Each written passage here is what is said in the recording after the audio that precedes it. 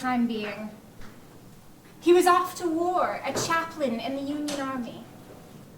And Beth, always so shy, gentle, and sweet. And little Amy, well, not so little anymore. Nope, she would have hated that. I must introduce myself. I always did have terrible manners. Louisa May Alcott, at your service.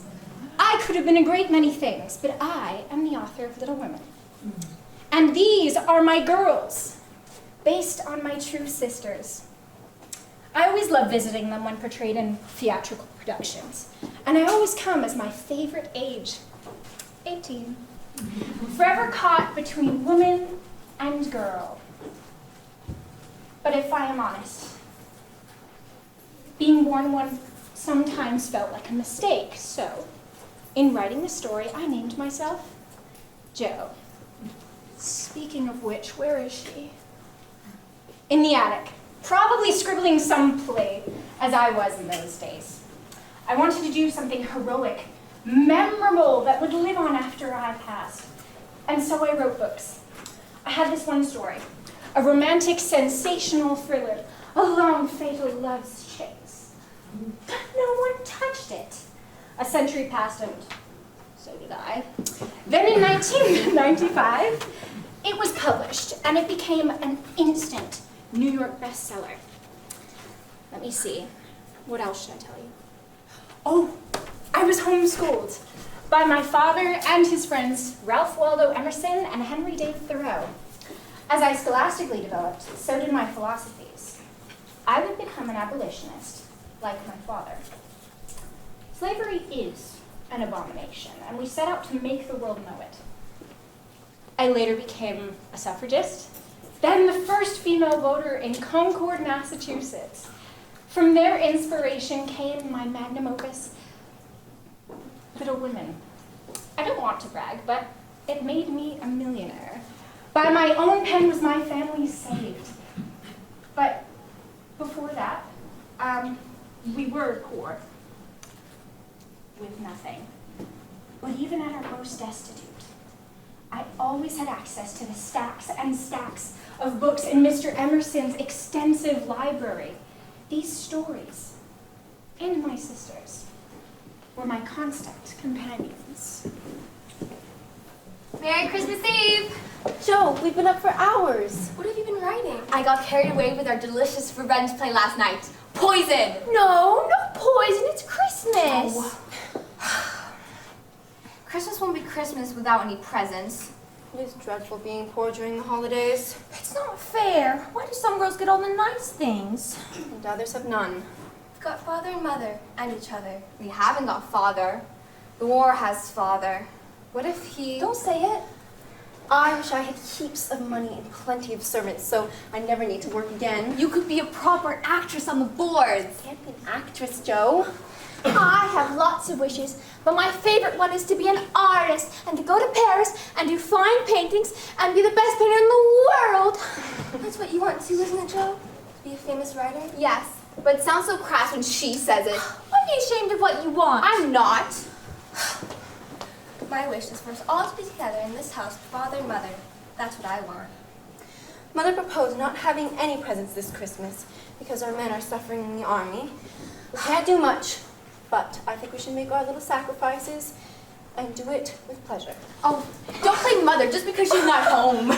We've each only got $1. Surely the army won't miss our little fortunes. Besides, I already bought myself ribbons. To Amy, Merry Christmas, love, Amy. Since we're fessing up, I bought a book. Oh dear, I bought myself a new pair of gloves. Paid for with my own hard-earned money, of course. Still, Mother's sure to be disappointed in us. I've still got my $1. If I could give myself one present, I'd buy new sheet music. Nobody can hear you play on your silly cloth keyboard. I can hear myself play. I wish I could buy you a piano, Beth. We all deserve some fun. Teaching those tiresome king children all day nearly makes me want to... What about me? Shut up for hours with crutchy Aunt March. What a fuss budget. She keeps me trotting from sun up to sundown. Look at the heels of my shoes, worn down to nothing. It's naughty to fret. You're too good for this world, Beth. I should think washing dishes and pots and pans is the worst work in the world. Sometimes it does make me cross. My hands are so stiff and swollen I can barely finish these slippers. Here, give me your needles. I'll finish for you. None of you suffer as I Says do. Miss Press. What do you know about it? You don't have to go to school with impertinent little girls who plague you when you don't know your lessons and make fun of your dresses and insult you when your nose isn't nice. But what's more, they label our father because he isn't rich. If you mean libel, you should say so. It isn't nice to talk about Papa as if you were a pickle bottle in need of a label. I know what I meant, so you need to be so satirical about it. Besides, it's proper to learn new words and improve your vocabulation. Improve my what? Children, stop pegging at one another. Joe, if you would stop provoking Amy, we would have a happy nest. Now you're pecking at me. It didn't matter so much when you were a little girl, but now you are older and pin up your hair. You should remember that you are a young lady. I'm not, and if wearing my hair makes me one, I'll wear it in 2 tails till I'm 20. I hate to think I've got to grow up and be a Miss March and wear a long gown and look as prim as China Aster.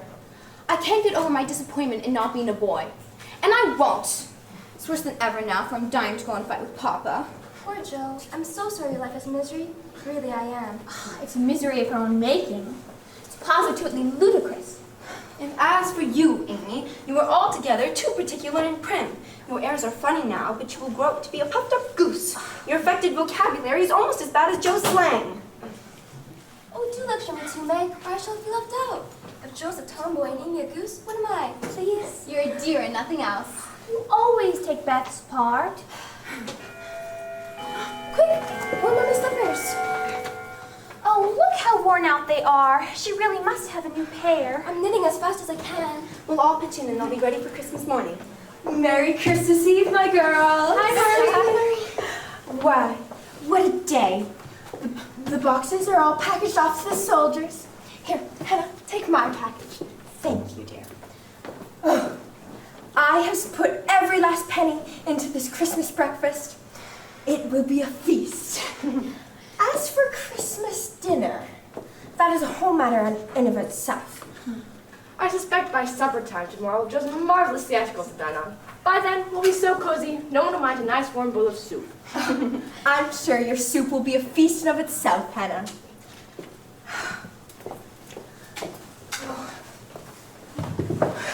My, it is lovely to sit. Joe, you look tired. Have you been up all night reading and writing? Amy, come kiss me. How are my girls? I'm so hungry, Marmee. I could eat a horse. The breakfast looks marvelous. I can't wait for tomorrow. Did you get a letter from Papa? We received it yesterday. We'll reread Papa's letter after supper. I've got the best part by heart. I know my dutiful daughters will be loving children to you, will serve their ideals faithfully, and conquer themselves so beautifully that when I return, I may be fonder and prouder than ever of my little women. Little women. Here are your lines. Rehearse well, and we shall present our play anon. Oh, for goodness sake, Joe, must I always be the apothecary? I'm getting too old for such childish antics. Never. You mustn't ever let growing up spoil our fun. Oh, the moon fairy, thank you, Joe. The princess? Oh dear. Here's my Christmas wish. Oh, pretty please, dear playwright, grant my wish and excuse me from writing in this play. Joe? I wrote the part just for you. But I will blush and stutter and ruin everything. By my troth, your wish is granted. Hannah, No! you can be the princess. Not I! Oh no! Merry Christmas, girls! Put Mommy's new slippers in place. Merry Christmas, Marmee! Merry Christmas. Dear girls, I have placed under each of your pillows a book. Pilgrim's Progress.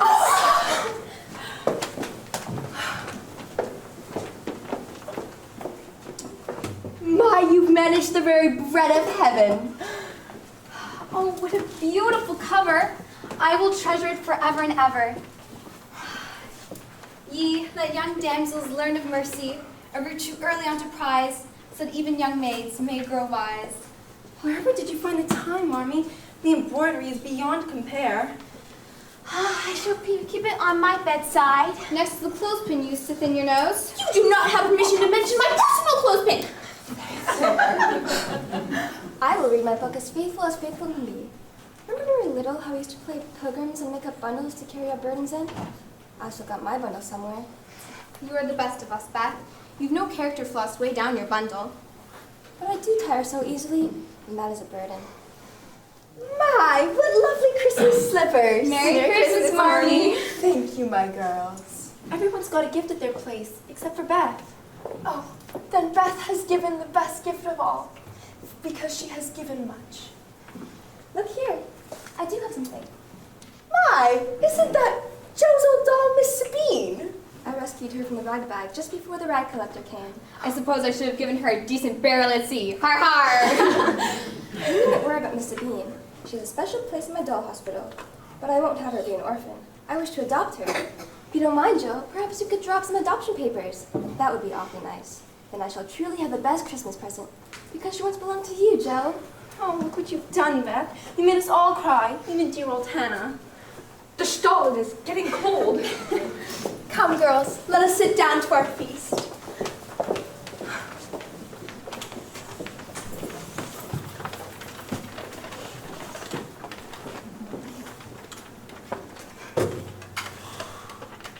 My Christmas prayer for each of you is that, just like Christian in the Pilgrim's Progress, you would learn to conquer yourselves beautifully, steer clear of the slough of despair, and travel safely to the celestial city. We are pilgrims, all of us, making our sure progress. And on this Christmas day, we are reminded of the babe, Jesus, who was born so long ago and who grew up to bear our sins so that we could truly enter the celestial city, despite our bundles. For that, and very much more, we are truly grateful.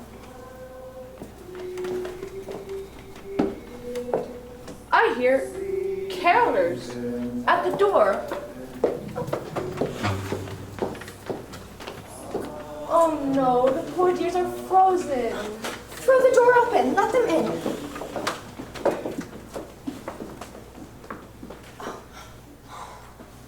A thousand blessings. We only want a little bread. The kid's father was killed in war, beg pardon. Oh, please, come in, stand by the fire. All right. Beth, please go warm the Christmas slippers. Yes, Mommy. And Amy, go get the socks we knitted for the soldiers. And Joe, Meg, help the children off with their wet things. Yes, Mommy. Here. Oh, dear, come sit. Let me remove your shoes. They're only rags, ma'am, not hardly shoes. Oh, Beth, bring the slippers. Oh, I never thought to see such angels on earth. Oh, I am no angel. I am Mrs. March. There now, we are all together snug wearing my quilt. I'm Beth. Let's be friends. I'm Brigitte. Do all our Christmas visitors have names? My poor manners. I am Miss Hubble. Poor manners as befits a poor woman. And this is my little son, baby Johann. John, no, he is American boy. And these are my older good boys and boys, Brigitte, Greta, Hans, and Karl. My good and hungry kinder, beg pardon. Now, you must forgive my poor manners, for surely we have been visited by angels. And here's the proof. We have 5 spots at our breakfast table. Daughters, help the children to their seats. Allow me to be your footman. What is your name? I'm Carl. I'm Joe. At your service. This is a jolly turn. Come, let us serve you. May I hold baby John? Look here, the Save My Play. Everyone has been talking about this book. Are they? It's too bad you probably can't read English. Joe. My kids were born on these blessed shores and are fluent in English. But I struggle with it because I was born in the old country. Let's Brigitte, mind your manners. Spoken like a true older sister. I've got hot tea. Step aside, dear. Let me pour.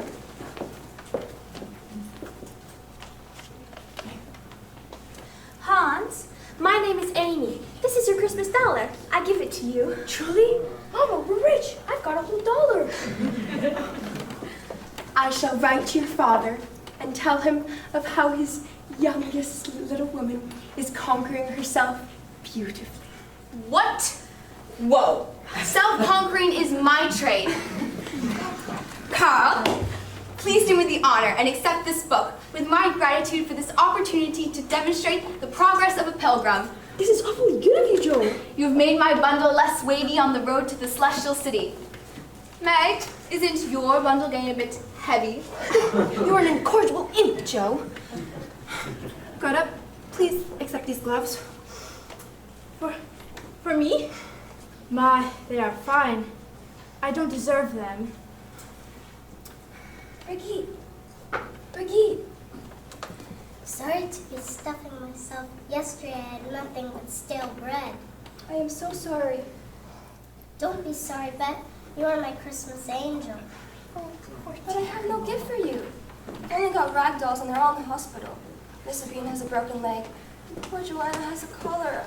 Christopher Columbus, don't cry so, Beth. The dolls are sure to recover with you as their devoted nurse. But how shall I make Father proud? I have no gift. Yes, you do have a gift. What have I got? Come here. You are so clever, Joe. Brigitte, come here.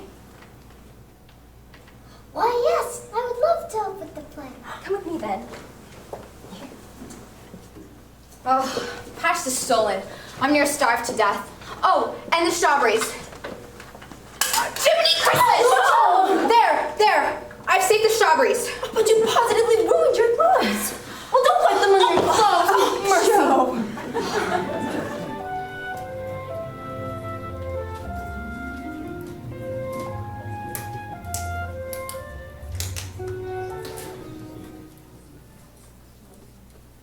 I don't mean to act any more after this time.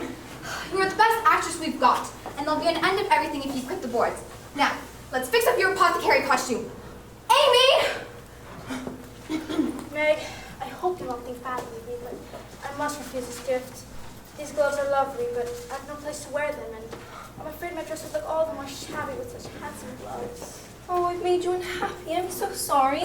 Not at all. I'm the happiest of hovels. Your hearth is warmed us inside and out. Amy! Amy's up in Marmy's room. She means to surprise us. Look at you. You are a true princess. Your cheeks look like roses. Scarlet roses. I wish I could live in this dream forever. Ah, mein Kind. What a vision. If Papa could only see his darling now. Oh, Mama. Don't cry, Mama. Look at Papa is looking down from us from heaven. Ah, mein heart. Well, I'm not gonna spoil your rehearsal with happy tears and fuss. Come, boys. May we stay and watch? Be our guests. Princess Zara, have you got your lines? Rodrigo, save me. Save me. No! You must act the part out with spirit. You must clasp your hands so and stagger about crying out frantically, Rodrigo, save me! Save me! Spectacular fate. What is your play called? The Curse of Love, an operatic tragedy. Meg, I've got the paper chains. Where's Hugo's sword? Think fast, Joe. Aha! Who's the mother of invention? Necessity! And necessity provides. This toasting iron shall serve as my trusty sword. Wait. Oh, Amy! Even for Amy, this is a prolonged prank. Look how Brigitte has turned me out. Brigitte, you're a trump. Danke. Have you got your lines, Moon Fairy? Here, let me give you your cue. Make it swift and sweet and strong. Spirit, answer now my song.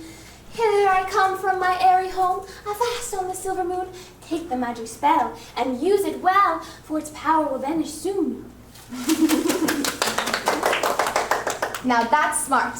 The Moon Fairy must then give the love potion to the Princess Zara, who falls in love with the hero, Rodrigo. Now, Here's the toughest part, for I must be both Rodrigo and his mortal enemy, Hugo, and kill myself most dreadfully in the fight scene. I shall do it thus. Now, I am Rodrigo. I bust out my chains, I grab Hugo's sword, I stab him.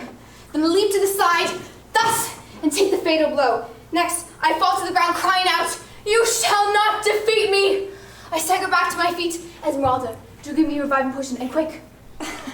My Joe, you're a regular Shakespeare. I don't see how you can write and act such splendid things. I don't see why you can't just play all the parts, the apothecary as well. Esmeralda, don't be difficult. I need the reviving potion. Oh, here, Hugo, take this elixir. It will deliver you. Give it me. Ugh! What scourging pain besets me! Have I been betrayed? What treachery is this? Alas, alack! Oh, bloody death! Oh, fatal death! Oh, deadly death! Oh dear! I deliver thee to the darkest pits, never more to set your eyes on the beauty Zara. For did you never guess? Zara is my daughter! Why no! What sad twist is this? Oh, fatal fate! My heart beats its last. Poor talk. Now I'm slain. Cloud fogs mine eyes. Sweet Zara, goodbye. Now die, die, die, die. Bravissimo! This! It must be Mr. Lewis. Hello. Sorry, I didn't mean to intrude. You must be Mr. Lawrence's grandson. That's right. I'm Joe March, and these are my sisters, plus a few Hummels. Pleased to meet the March sisters, plus a few Hummels. Officially, I'm Theodore, but you can call me Lori, short for Lawrence. And who is this unexpected visitor? I come at my grandfather's behest. He would like to send over Christmas dinner, if you'd be so kind as to accept. You can't say no. The servants have packed it all up. There's a roasted goose, a pasty of venison, creamed celery with pecans, a custard, jellies, and cranberry ice cream. I have not yet had the acquaintance of your grandfather. I cannot think about what could have prompted him for such an outpouring of generosity. Oh, well, that's a mystery easily solved. Your maid was chatting with our kitchen staff. Hannah! Over the fence, you know. Well, please tell your grandfather that we gratefully accept. It again. Are you sure I'm not invited? Mr. Theodore Lori Lawrence requests the pleasure of the company of Miss Margaret March and Miss Josephine March for a dance and light supper to be held on New Year's Eve. Oh, Mommy, please let me go. Lori Lawrence sent me new red ribbons just yesterday. He can't have forgotten me already. Amy, the red ribbons were a thoughtful gesture, not a prelude to courtship. Did you send a thank you note? Mommy, please let me accept. Do say yes. Well, I do approve of the young Mr. Lawrence. His manners are most agreeable. Is that a yes? Meg, Joe, my girls, you would have to make do with your dresses. You've only one tarlatan between you, and you would have to wear your poplins. And I'm afraid that... I'm not afraid. Our poplins are good enough to go dancing next door. You say that now, but the young Mr. Lawrence is rich, and he is likely to have rich friends. The other girls will be wearing silks and tulle, and I'm afraid that you would feel... How shall I say this? Dull. I never feel dull. I shall wear a chrysanthemum in my hair, and I hereby declare that no jewel under God's heaven can beat out a flower. Mama, sorry to interrupt. Aunt March is here. Why have you left her in the hallway? She asked to be announced. Then bring her in. Mommy, please, you mustn't think me awful. I sent... Aunt March. Good morning, ladies. Good morning.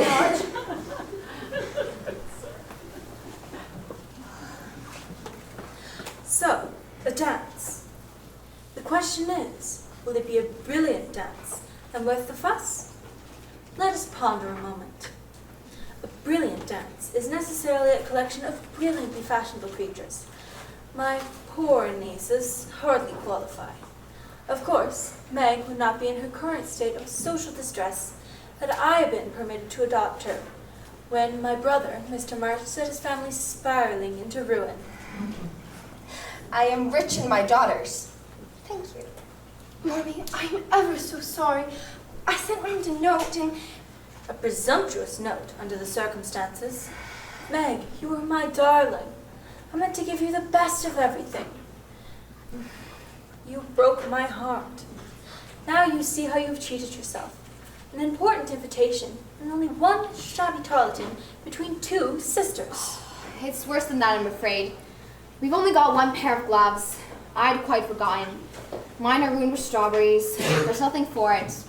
I can't go. No, I can't go without you. How'd it look? There you have it. Gloves are de rigueur. Ladies of fashion will often carry an extra set to a dance. To carry none at all is a grievous offense against decency. Absolutely no one attends a dance without gloves. Amy, cover your ears. I must address a delicate matter. Heaven. Young ladies, there is nothing more obscene than a damp hand. A what? A damp hand. It pains me to speak of it. But young men's hands do at times become damp. And that, dear ones, is the medical reason why gloves are worn at a dance. Josephine, I, for one, applaud your decision not to attend. I have not yet given my permission for anyone to attend. We'll get to that. You meant to offer me tea, did you not? Yes, of course. We will prepare a tray. Beth, please come help me. Amy, you may uncover your ears. Come here, child. Meg, I'm going to encourage you to attend, although I must allow that I don't entirely approve of dances. A ball is more edifying because you can encounter more personages of rank. Beg your pardon, Aunt March. Yes, Amy, you may speak. Would it be proper if Meg could ask if I could go to the ball? I have a pair of gloves, and Lori Lawrence sent me new red ribbons. Red ribbons. Dear child, you must not mistake one faux pas for another. Begging additional invitations for one's sisters is simply not done. Brothers are another matter altogether. Men who dance are always an asset. But another girl is about as welcome as a frog at a garden party. Oh, a frog. Don't frown, dear. It's unbecoming. I commend you, Amy, for soliciting my advice. I'm your most knowledgeable resource on all matters of social etiquette. You may always apply to me with confidence. Your tea? Your mother isn't joining us? She has a bit of a headache. She begs your pardon. Are you going to tell Meg about the dress? You've given away my secret. Please, go and fetch the dress. A lady who dresses like a frump will only attract the unfortunates from the outskirts of society. Tutors and tailors and such. To achieve a distinguished marriage proposal is the ultimate social success to which you must apply yourself from the moment you accept your first invitation. Here it is. Oh my goodness, it's heavenly. Is it really for me? Oh, I can just imagine you dancing around in that dress, Meg. Imagine the flowers. Oh, the candlelight. Dance is not a frivolity. It is the duty of a young woman, especially one of no means, to marry well. Meg, you have your work cut out for you. It is up to you to convince your mother. Believe me, I have nothing but the highest regard for her. She's a saint, an absolute saint. The sacrifices she makes, her virtues are beyond reproach. But she is unschooled in the ways of society. Oh, Aunt March, how can I thank you? No kisses. My thanks will come when you've made a brilliant marriage and lifted your family out of poverty. I'll see myself out.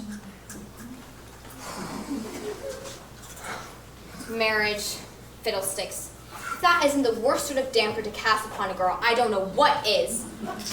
Promise me, Meg, that you'll never get married. Just might, Joe. You can't stop loving me if I get married.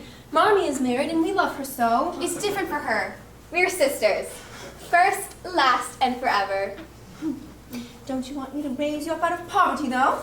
Just you wait until I make my fortune. Then we shall have fancy ball gowns and ride around in carriages, and we shall eat ice cream every day. I better go check on Marmee. Yeah. But however will you make your fortune? Oh wait, let me guess. In the foreseeable future, Jo will cut off all her curls, don breeches, and sail the 7 seas, pirating jewels and such, with her trusty sword ever at her side. Am I right? Did I get it, Jo? The pen is mightier than the sword, dear girl. The plays may well be fun and games, but I'm serious about my writing. I've been hard at work on a new story that I hope to get published in the newspaper. Oh, look here. I've nearly got it finished. It isn't much, but it's a start. I must own, though, Amy, cover your ears, that sometimes when I write, I'm afflicted with a damp hand.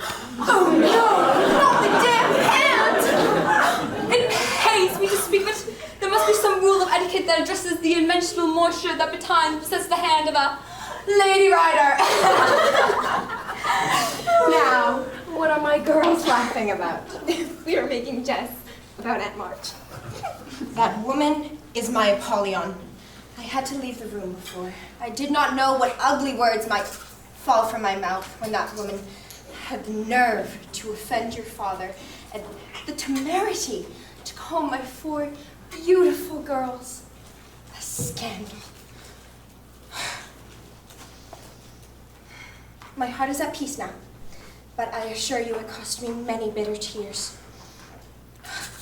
I must now go fetch myself a restorative tea.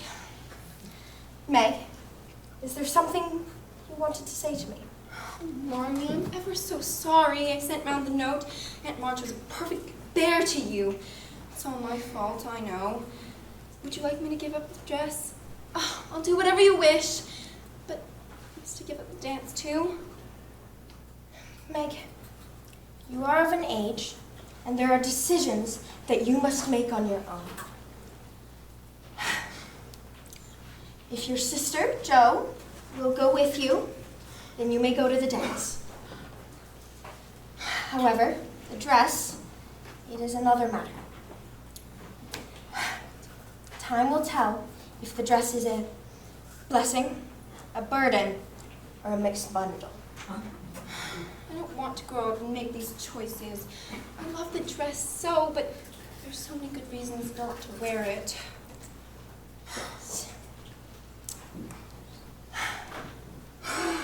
This is dreadful. Oh, Mommy, please say I don't have to make the decision. Darling, you are of the age that you must make the decisions on your own. It's not fair that I should have such a nice dress and Joe be beside me looking like a mouse in tarlatan. A mouse? What, me? Never. You know, I suppose if I held my hands thus and thus, no one would ever catch a glimpse of the strawberry stains on my gloves. Besides, I would never have it said of me, she was defeated by a pair of gloves. Oh, Marmee, you read me perfectly. I'm fairly floating on air. There's my girl. Now, about that restorative tea. I must go fetch myself one. Yes. I'm so happy I get to go to the dance. I Thank saw you, Sally Joe. Garner hurrying down the walk. I'll go let her in. Oh, I do hope Sally received an invitation. Sally! Oh, let me take your bonnet. No, leave my bonnet. I can't stay but a minute. I rushed to Orchid House just as soon as ever I could get away. Oh, sweet friends, I do hope you received an invitation. Don't keep me in suspense. Is it a yes? Yes. That's some plum pudding. This might prove the best holiday ever. I must confide in you. I do hope to dance with Mr. Brooke. We were introduced at church. My, he's marvelously handsome, Mr. Brooke is. I can only assume that he's been invited. He's the young Mr. Lawrence's tutor. He speaks 5 languages. Isn't that the beatingest? Tutor, mind you. Meg has been warned against tutors and tailors. Is that worthy? Have you heard something? Sure, your Mr. Brooke is beyond reproach in any language. Oh, please, don't call him my Mr. Brooke. That is so forward. I've had a note from Annie Moffat. Miss Moffat moneybags. Oh, Joe, you are incorrigible. Please, Sally, do tell. I've lost my place. You've had a note from Annie Moffat. Oh, yes, here, let me read it. Annie Moffat writes, and I quote, "My brother Ned returned home from Princeton." Princeton? Dancing on the arm of a Princeton man? Can you imagine? Oh, I've lost my Princeton arm. Oh, yeah, here. "Home from Princeton for the holidays and will escort me to Mr. Lawrence's dance." Now there's a catch. Ned Moffat. He can't give all his dances to his sisters now, can he? Please continue. Yes, but the next part is in French. That said, I'll like to chatter away in French. I think I can read it. Je me réjouis de vous revoir. Très vite. I must run. Give my kisses to Mrs. Marsh. See you at the dance. Au revoir, au revoir. I guess it's gonna be a highty-tighty affair. Au revoir, au revoir. Please, Joe, let me go to the dance. I never get to go anywhere. Beth has her piano, but I'm so lonely. I can teach you chords. I don't want to know chords. I want to go to the ball. No, I think you'd hate to poke yourself in where you're not wanted. Please. You will not come. Oh, my dear Amy, I'm sorry, but I'm afraid Joe is right. Next time, I Come, promise. Meg, stop petting her. You'll regret this, Joe March. You will.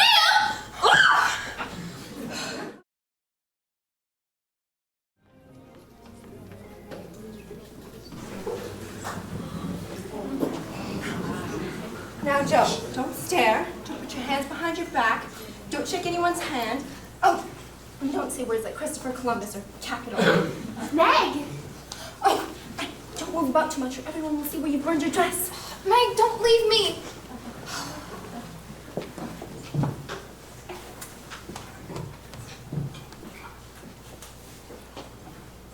Oh, I'm sorry. I'm probably not supposed to be here. Oh, no, not at all. Stay, if you like.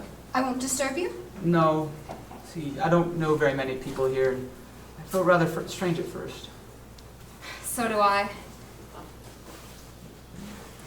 Miss March, isn't it? Yes, but I'm not Miss March. I'm only Joe. Well, I'm only Laurie. Don't you dance? No, see, I've spent most of my life in Europe, and I don't know how you do things here yet. Europe! That's capital! Oh, I should use words like that. Says who? Meg. She's my older sister. That's her, see? The girl in the blue dress. Very pretty. She reminds me to be good so that Father will be proud of me when he returns. Where is he? Volunteered as a chaplain for the Union Army. I wanted to go and fight with him, but I'm a girl. Joe, would you like to dance with me? I can't because Because what? you won't tell. Never. I scored to my dress. See? And Meg told me to keep still so no one would see it. You can laugh if you want. It's funny, I know. Never mind that. Teddy. I'm going to call you Teddy from now on, all right? I suppose. You often rename your friends? Nope. You're my first. I shall only use it when we speak in confidence. Don't let anyone else call you Teddy. Shall I try it out? All right. Teddy, was it your idea to send over Christmas dinner? I knew it! My grandfather can be rather formidable. Ah, so you have a formidable grandfather in your bundle. In my what? Your bundle. Pilgrim's Progress? I can imagine what your burdens might be. There's so many lovely things in your palace. When I first arrived, I was admiring that lovely little cabinet piano in your parlor. I know it's rather bold, but I hope to corral an invitation from you, dear fellow, for my sister Beth. If she could practice on such a sweet instrument, she'd feel she'd arrived in the celestial city. It belonged to my sister. Oh dear, I bungled. Oh no, not the celestial city? Oh, I'm ever so sorry, Teddy. It's a good thing my grandfather didn't hear. He's so rather broken up about it. I dare say, Laura, you're in a confiding frame of mind. Mr. Lawrence. Grandfather, this is our neighbor, the second oldest Mr. March, and this is my grandfather. Your sister plays piano. Does she play well? She practices on a piece of white cloth with the keys embroidered in black. Beth is very clever with the needle. I have no idea if she plays well or not. We sold the piano over a year ago. Please extend to her my invitation to come practice in our drawing room. I spoke too soon. My sister Beth is afraid of strangers. Sir, you would be the line she would have to pass in order to enter the palace. Pilgrim's Progress. Yes, sir. Indeed, sir. And what is your line, Miss March? Me, sir? I'm not afraid of anything. Then why are you hiding away in my drawing room? I haven't seen you take a turn about the dance floor yet. I suppose there's nothing for it but to fess up. I burnt the back of my frock, so I'm stuck here in the Valley of Humiliation. I see.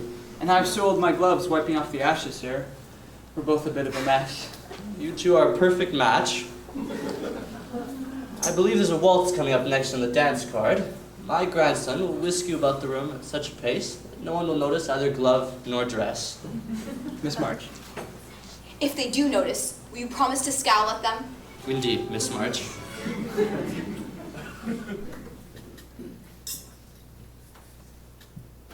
Are you quite comfortable, Miss March? Yes. I mean, oui, Monsieur Moffat. Est-ce qu'on peut se tutoyer? Oh dear. He's asking if he wants to. Yeah. Address me. If you might want to address you in familiar terms. I think your answer should be decided no. I'm afraid the French has gotten me into a muddle. Too much champagne. I would consider myself most fortunate if you permit me to visit and tutor you in French, or German, or English, or Latin for that. I say, Mr. Brooke, American girls don't go in for all that European chattering. What do American girls go in for, Mr. Moffat? Pray tell. Let's apply to the enchanted Miss March. Please enlighten your poor ears. I suppose I wouldn't mind a dish of ice cream. There you have it. I shall be right back. And if you would be ever so kind, Mr. Brooke, some coffee would do me worlds of good. I'm a bit over the moon, you see. 2 glasses of champagne is twice as much as I've ever had in my entire life. No sooner spoken than done. Ladies? I wonder where Mr. Brooke is hurrying off to. That March girl seems to have turned everyone's heads. But I believe your Mr. Brooke is safe. The socially ambitious Miss March would never settle on a tutor. She is decidedly overdressed for a dance. That dress is simply too 18th century. In her respects, Miss March has done the impossible. She's both forward and backwards. I feel I must defend my friend. Meg is really awfully nice. I can't think what has made her act above herself. That's easy enough to puzzle out. Do tell.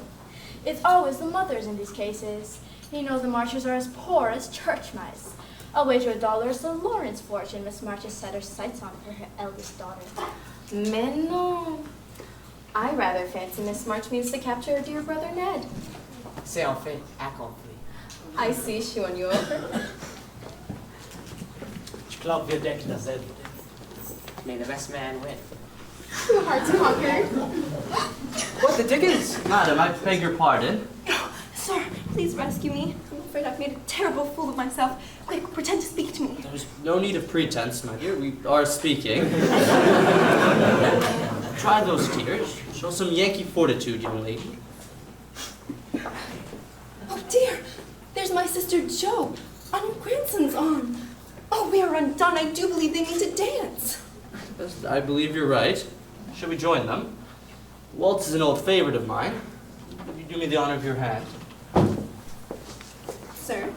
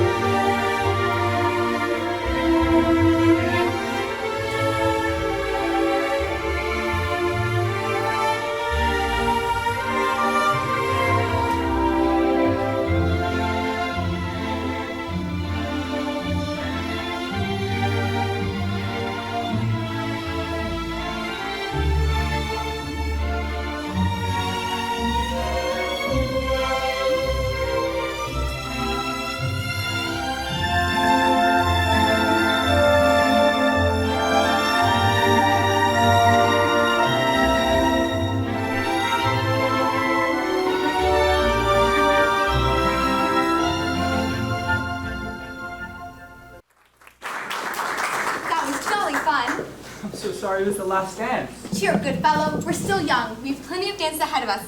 Now, walk slowly behind me to cover my cinders and steer me toward the punch bowl and the bonbons. Look at the younger March girl.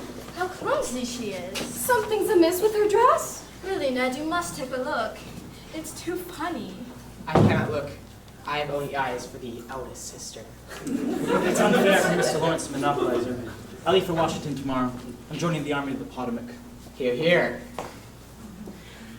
Thank you so much for rescuing me, sir. Pleasure was entirely mine. I'm afraid you found me in a state of distress. I made a fool of myself. Everyone was talking about my awful dress. Ah, yes, the young demoiselles. Never mind them. I've charmed all the gentlemen present, myself included. Clearly, you and your sister are better than your costumes, which cannot be said of everyone in the room. Let us go into supper. I shall enjoy the spectacle, the young gentlemen vying for your attention. So you do not think me a silly goose? I did not say that, Miss March. It will be a pleasure, however, to watch you become the lady you were meant to be.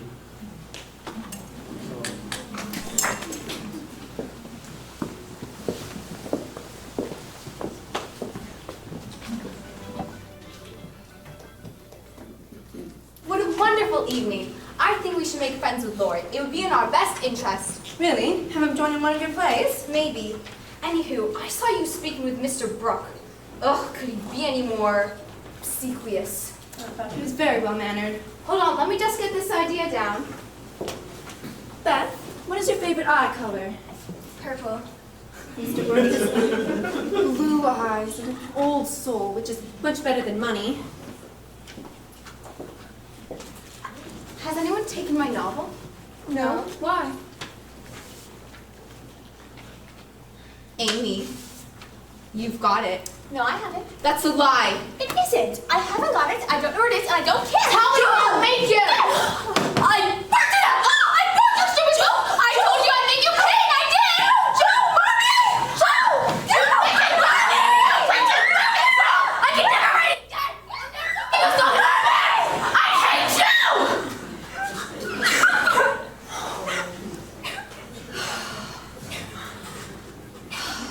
I'm sorry, Joe. It's just that I couldn't hurt you by ruining one of your dresses, and I really did want to hurt you. And I'm most sorry for it now. I really am. Good grief, what has happened to our happy hearth? Amy threw Joe's novel into the fire. Was the misbehavior unprovoked? She was upset we wouldn't let her go to the dance. Oh, I see. I should cut off her curls while she's sleeping and toss them in the fire and see how she likes it. Oh, Joe. I'm very sorry about your book. Truly I am. But don't let the sun go down on your anger. Forgive her. Help each other. And you can begin again tomorrow. She doesn't deserve my forgiveness. None of us do, my dear. For if we deserved forgiveness, then grace would not be a gift. For as the good book tells us, we all have sinned and fallen short of the glory of God. If we say we have no sin, then we deceive ourselves, and the truth is not in us. Joe, I wish you could see it. Amy has a passionate nature, just as you do. I'm nothing like that little priss. Oh, Joe. Now, you do not be mistaken in believing that you are sinless, my dear. Because the Lord has forgiven you so much, you must also forgive your sister. Oh, Joe. Dear Joe. Amy has the passionate nature that you do, but she does not have your confidence. She suffers the taunts of the other girls, and she tries so hard to belong to the smart set, and it makes her all the more vulnerable when they cut her. She punishes her perfectly lovely nose with that clothespin every night in the mistaken belief that a smaller, more pointy nose can make her more lovable. What am I supposed to do? I can't make Amy more lovable. True enough. But you can make her feel loved. Let Meg be the one to prop her up. Why must it be me? Amy knows she has Meg's love. I can't love her. I don't know how. Joe, when you forgive her, Amy will know that there is nothing that she can ever do that can shut her out of your heart. She cut you so that you could feel her pain. You are like a goddess to her, and she sees you as that. Joe, be bold. Go to her. Ask God to help you forgive her, and you can begin again tomorrow. What is wrong with me? I have made so many resolutions and written sad notes and cried over my sins, but it just doesn't seem to help. When I get in a passion, I get so savage I could hurt anyone and enjoy it. You remind me of myself. Well, you're never angry. I am angry nearly every day of my life. You are? I am. I'm not patient by nature, but with nearly 40 years of prayer and repentance, God has helped it not get the better of me. I'll do the same then. I hope you'll do a great deal better than me, my dear. Love.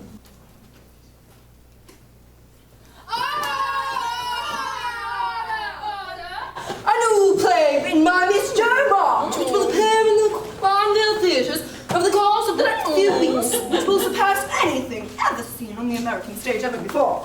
Starring the greatest actress from here to the Mississippi River, Miss Meg Moore! Meg, weekly report? Good. Bad. Very good. Sort of middling, sir. Very well done, sir! Excellent. Excellent, excellent. Mr. President and gentlemen, I wish to propose the admission of a new member, one who would be deeply, deeply grateful and add immensely to the spiritual club. I propose Mr. Theodore Lawrence! No, absolutely not! Come now, let's have him! He's a real boy! We don't want any real boys, this is a club for ladies. I think we should do it. What? Even if we are afraid, I say yes. Why? It's Lori. Why? All right, I call a vote. Put your hands up! Oh, put your hands up! Oh! Aye. Put your hands up, it's Lori! Fine. And as there is no time like the present. Ladies, please, this is my strategy. I deserve the blame. Joe only gave into it after lots of teasing. I merely wish to say, as a slight token of my gratitude, Yes, come on! As a means of promoting friendly relations between adjoining nations, I propose a set of keys for a little post office I've made in the forest by the pond. Allow me to present 4 copies of the key, and without further ado, thank you for your favor. And I'll now take my seat as part of the club.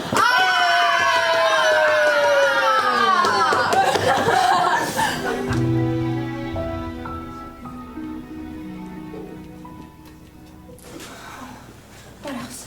Here's some extra socks and a wool cap for father. Thank you, Beth, dear. These boiled rice need a good cleaning. You must change the dressing every day. Yes, Hannah. And what else? The medicines, right. We can put them in the suitcase and... Mother? What is all of this? Oh, Meg, dear. It's your father. Oh, no. He's been injured. It's only a flesh wound, but I must go tend to him. Of course. Oh, the hospitals are overrun and the infections. Oh, my word. You must pray for me to keep my head. And have you seen Jo? Has she returned from Aunt March's yet? No, I haven't seen her. Oh, my dear girls. Now, we must be good to each other, help each other, care for each other, and pray for Father's recovery. Oh, of course. Right. What else? What else? Hannah, can you think of anything else? No. Food? Blankets? What else? No, this is so important. Oh, poor father. Just thinking of him makes my heart break. He did so well in the war, and why must he be the one to get injured? I don't know, but God will help us get through this. No, let's pray. Yes, we must pray, indeed. Is there blankets? Beth, could you go get some blankets?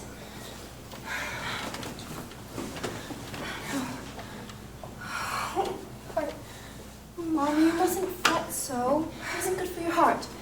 Please. Everything will be all right. We just trust in God and everything will be fine. Yes. Right. It feels as though my heart is ripping itself. Oh, my love. Is there anything I can do? If I may be of any more assistance, please tell me. I will look on the girls every day without fail. Thank you for everything. I've always admired your husband, and I pray for a quick recovery. Yes. I came to offer myself as escort to your mother. Mr. Lawrence has commissions for me in Washington, and it would give me real satisfaction to be of service to her there. Thank you.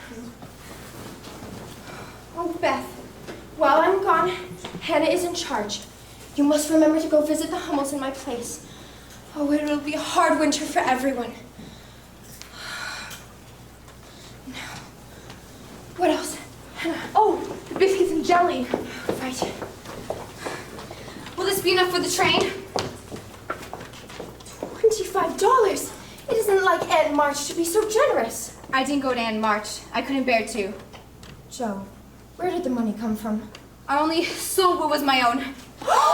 Your hair! Oh, Joe, how could you? You look like a boy. It doesn't affect the faith of nations to wail. I am so proud that you are my daughter. I was just crazy to do something for Father. It'll be good for my vanity anyway. My dear girls, I love you more than words can express. Now, be good to each other. As I said, help each other. I must wait until Amy comes back from school for lunch, and then I must head off for the train station. Marty! Oh, Amy! Amy? Mr. Davis, what is the meaning of this? I thought you did to deliver the miscreant myself. Amy, your hands are red. Miscreant? I shall explain. Amy, go to Hannah in the kitchen and let her dress your wounds. Mr. Davis, her hands are as red as beets. Please do not tell me that you beat my daughter's hands till they bled. There was cause, Miss March. Your daughter... Mr. Davis, you have broken a sacred trust, and the wounding of a child is the greatest trespass ever. No matter her offense, you have broken a sacred trust. I'm sorry you feel that way. I had hoped for an apology. Mr. Davis, we are at war. My husband has been injured, and you have added to my family's grief. I beg your pardon. Please leave us, Mr. Davis. Why does he just stand there? Amy. Joe! Your hair! You're one beauty! Oh, hush, now it's fine. Well, I shall take my leave. Ask your daughter about these ribbons. Is it quite gone? Yes, our Amy is altogether safe, especially now that she's been dismissed from school. Am I dismissed? Mommy? I suspect, Amy, that Mr. Davis and I will never be able to agree on who owes whom an apology. So, you're as good as dismissed. But what did you do? I was only trying to be brave like you, Oh, Joe. come here, Amy. Let me kiss your hands. It's all because of that Millie Potter. You should write about her someday. She thinks it's great fun to throw stones at me in the schoolyard, but she has horrible aim, so it's just a nuisance. But today I decided to fix her once and for all. So I tucked my ribbons up into my sleeve like this, hidden of course, and when she threw a stone at me, I pulled the ribbon out, and I pretended it hit my head. There's a trump. Kitty Byers screamed, and Mr. Davis came running and tripped, and then it was all confusion. Dear Amy. Wait, why is everyone at home? Is something wrong? Amy, it's your father. He's been injured. No histrionics, dear. Now, I want you to go upstairs and grab your very best drawing to bring to father. Okay. Meg, I wish you to go with her. You must bring something as well. A book, something inspiring. Emerson's essays. Please hurry.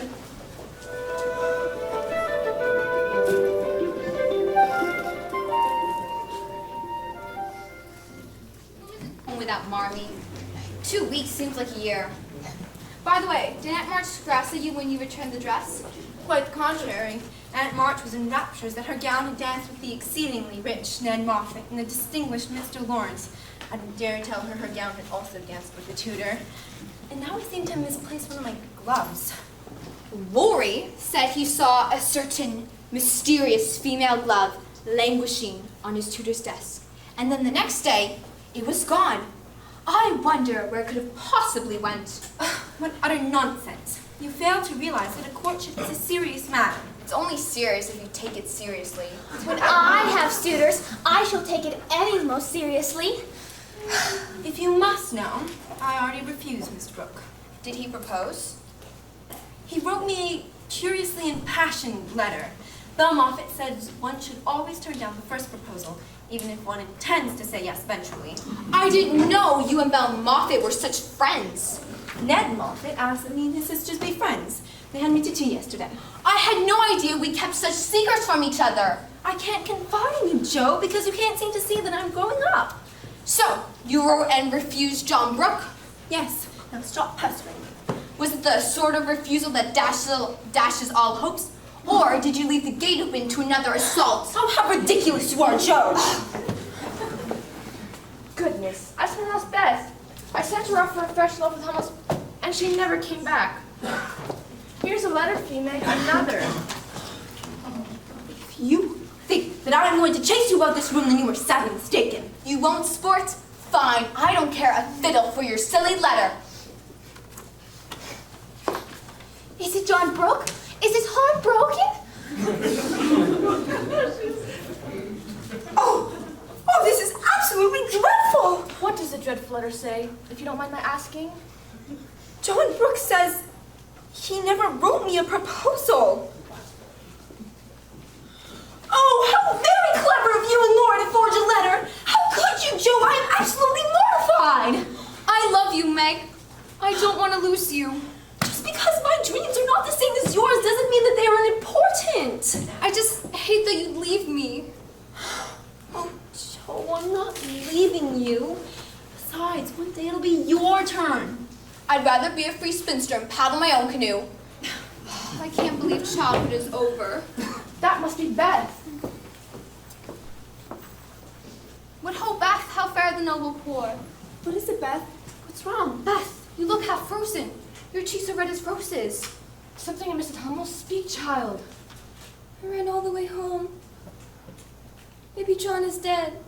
Oh, the poor little one. Oh, Beth, won't Bethy come here? I was holding him. It was so cold.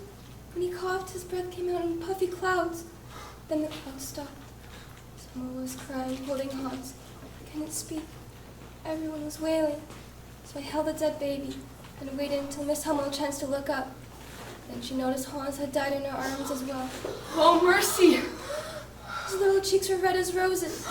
Scarlet fever. Fever? No. Beth's clothes. Meg, quick. Take Beth to the side room, put her clothes in the basket, and burn it. I'll fetch her first gown. Joe, take Amy to Aunt March's because she never had the scarlet fever. Yeah. Quick, quick! Out, out!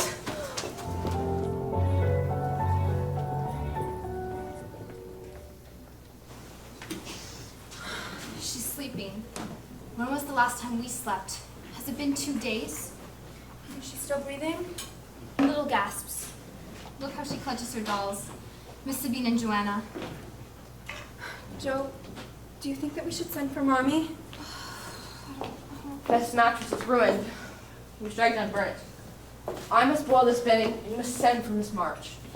If we write, it'll rip poor Marmie's heart in two. I fear Papa's worse than she let on. We'll have to nurse her ourselves. We'll be little women.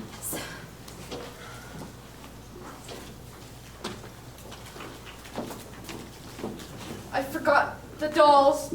Best burn them. No, not Mr. Bean. Not Joanna. Hush, hush. Let Hannah wash your dolls. Beth, let go. Your dolls will be safe. I promise. Oh, the poor babies.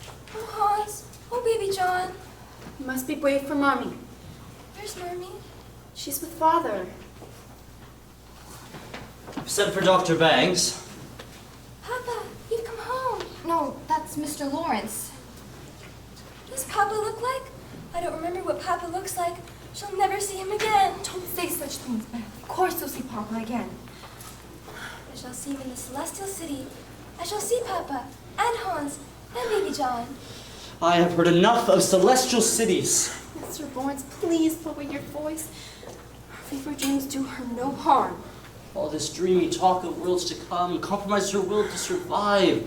Stop feeding her fancies. Give the girl something to live for. For goodness sake, send for her mother. You girls are as brave as buttons, but the child needs a mother to hold her and bind her to this earth. Sir, beg pardon. I've sent for Miss March. I know a mother's heart. Good woman. My granddaughter was shy like Beth. These gentle souls make sacrifices with such easy cheer, never putting their own wants forward, live in corners, such harmony in the world. No one notices the little cricket on the hearth stops chirping. I assure you, we notice our Beth. We count her every breath a blessing. Forgive me, I was thinking of Abigail. She was a little cricket on my hearth. Hearth. The fever's back. I'll fetch water and towels. Here they come again. All the sweet angels. I must play for them. Where's my piano? It's right here. Let me enroll it for you. Help me sit up. Can you hear the angels?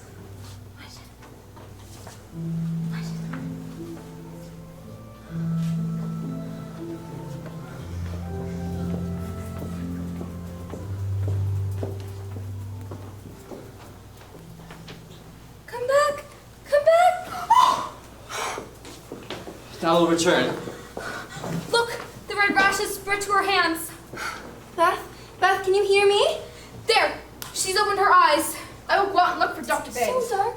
Why is it so dark? Who's there? It's Meg and Joe. Stay here. Stay with us, Beth. He's here. Dr. Bangs. Items? Who is items? Let me examine.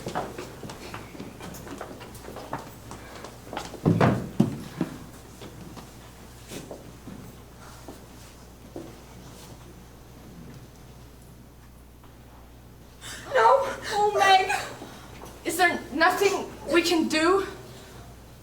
Make her comfortable.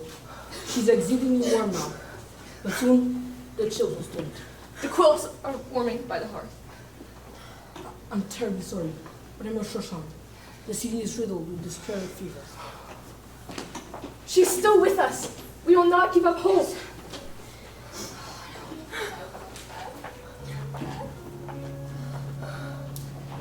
There, my dear. You hear the music Laurie is playing. What is it? Chance and happiness. I don't know why I waited so long. Should have given her that piano a long time ago. Oh my, you brought the counter piano for Beth? How very generous of you. We decided to presume on your hospitality. Our piano needed a new home. Come back, little girl. Come back to this world. Let the music guide you back. Piano? For me? Oh, Mr. Lawrence, you are too kind. Am I too late? Army! My dear Beth, you have been through so much. Oh, we are with you. God is with you. Oh, and when you feel better, you'll be able to play the piano that Mr. Lawrence has so generously given you. Marmee, I'm so glad you're here. I shall try to get better so I can play it. My very own piano again. Oh, dear.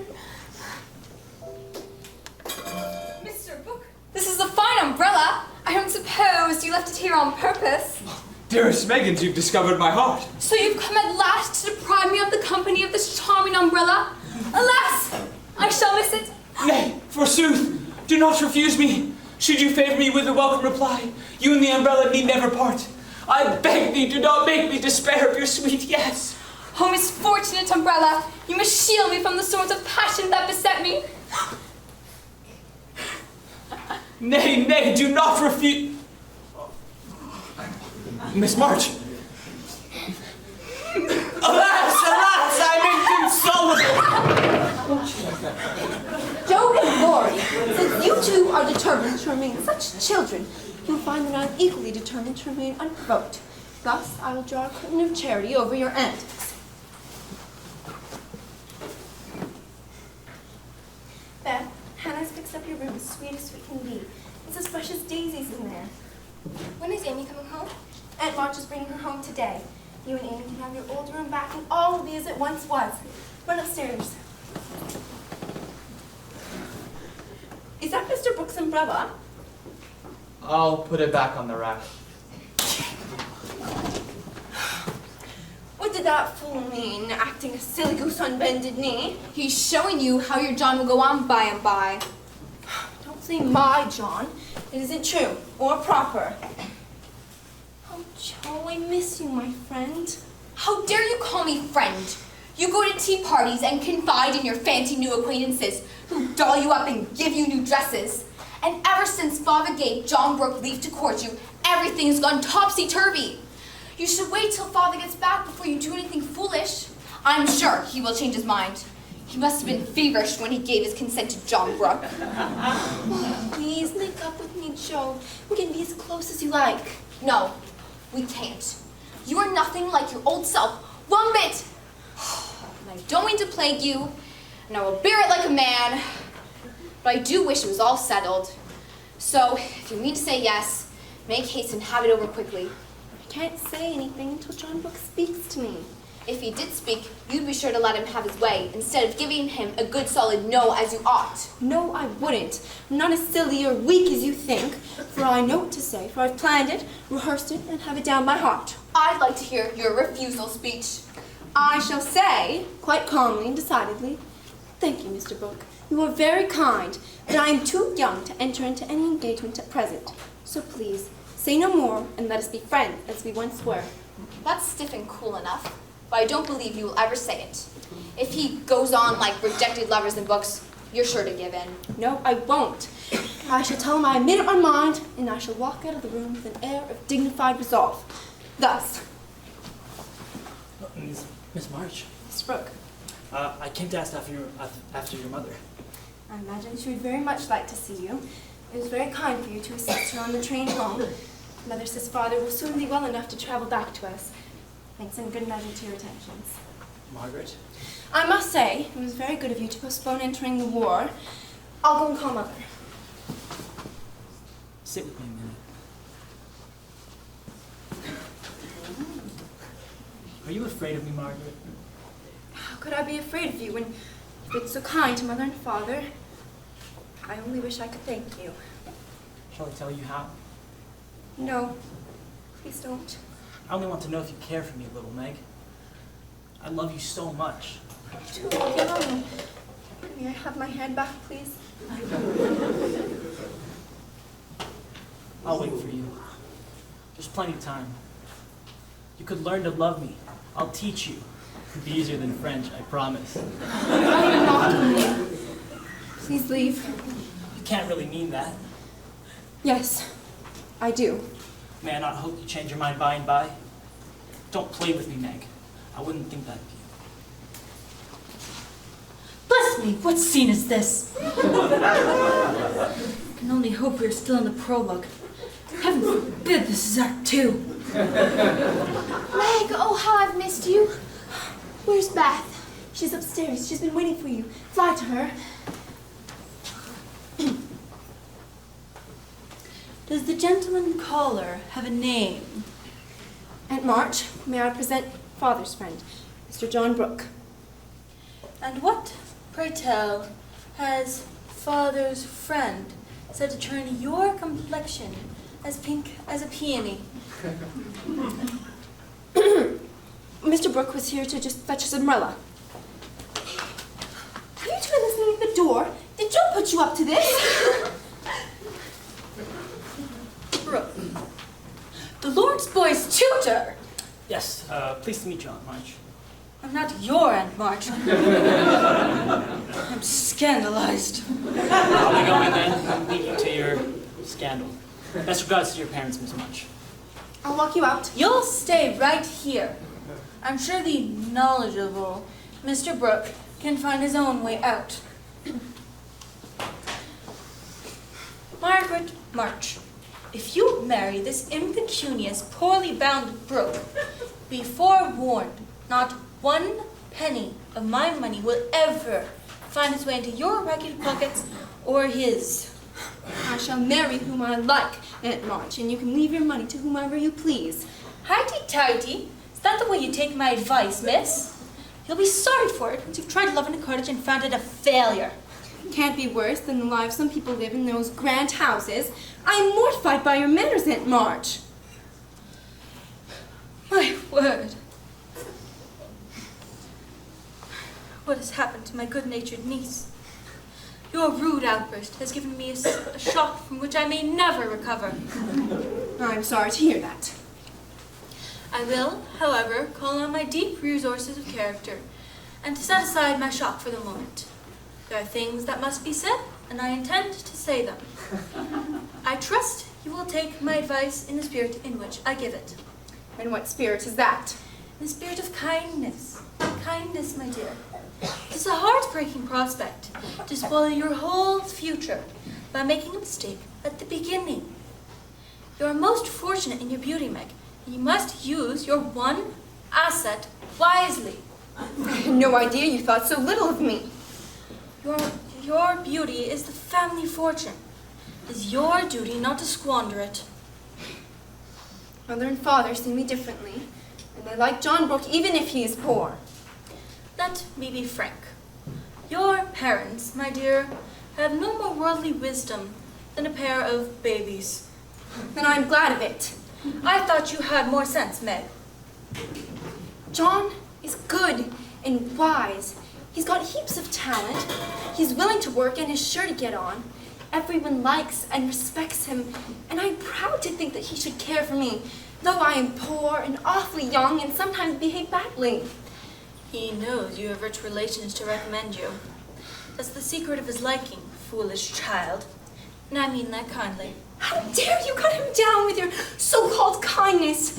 My John is above such low considerations. My John would never marry for money any more than I would. I'm not afraid of being poor, for I've been happy so far. And I know that I shall be with John because he cares for me. And you are a willful child, and you have lost more than you know by this piece of folly. I disown you. I leave my estate in its entirety to Josephine. Your Mr. Brooks people must take care of you now. I'm done with you forever. What an unbearable, beastly interview. Heaven help me. Has Aunt March decided the question? You're still here. The beastly interview was uncommonly loud, and frankly, I couldn't tear myself away. I had much at stake on the outcome. You do care for me, Meg. I never knew until she abused you so. Then I needn't go away. May I stay and we both be happy? Oh, my dear John, yes. And? I love you too. Is it true? It can't be! You vanquished Aunt March and lost your inheritance all in one breath? Sister, congratulate us. Christopher Columbus, now you've done it? This is the end of us. What tragedy has befallen us? I think I can guess. Meg has said yes to John. Oh, Father will be so pleased. Oh, happy day. Oh, blessed happy day. Can I be the flower girl, please? Can I wear satin slippers? So it begins. And speaking of new beginnings... Gentle! Oh, my girl. I miss you so much. And dear Meg, I'm so pleased to hear this wonderful news. Father, I'm so happy. I've opened a bottle of champagne to save Megan John's engagement. Oh, thank you, Hannah. Traitors, everyone! Oh, dear. I hear congratulations are in order. A2? Lori, you brute! How can you take their part? It's romantic, isn't it? No, it's horrid. I thought you'd be pleased. At the thought of anybody coming to take Meg away, no thank you. Well, you'll feel better about it when someone comes to take you away. I'd like to see anyone try it. So would I. Anyway. I knew Brooke would have it all his own way. He always does when he makes up his mind to accomplish anything. Much obliged for the recommendation, Master Lawrence. I take it as a good omen for the future and invite you to my wedding on the spot. I'll come, even if I'm at the ends of the earth, for the sight of Joe's face alone on that occasion would be worth a long journey. Well, I still don't approve of the match, but I've made up my mind to bear it, even though I stand to lose my oldest childhood friend. Well, you've got me anyhow. I'm not good for much, but I'll stand by you, Joe. All the days of my life. Upon my word, I will. No, Teddy.